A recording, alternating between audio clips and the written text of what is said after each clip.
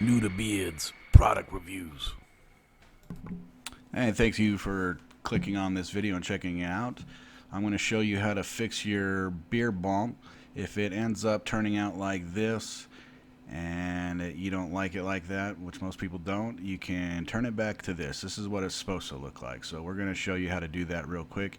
It's super simple. The reason why it happens is because of heat and coldness. If it goes too hot, too cold multiple times, then that's exactly what happens. You end up with that kind of deal going on there. So I want to show you how to fix it.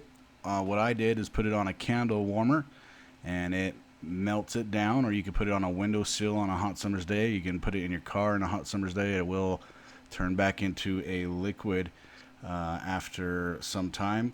And it took me about 15-20 minutes to melt this down to a liquid on the candle warmer. So what you can do also is, once it's melted down, you can put your favorite smells in there, whatever smell you like. You can put a beer oil smell on there, is what I did.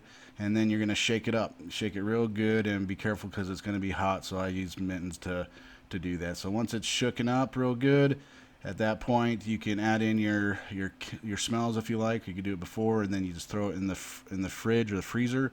A couple hours later it comes out perfect again.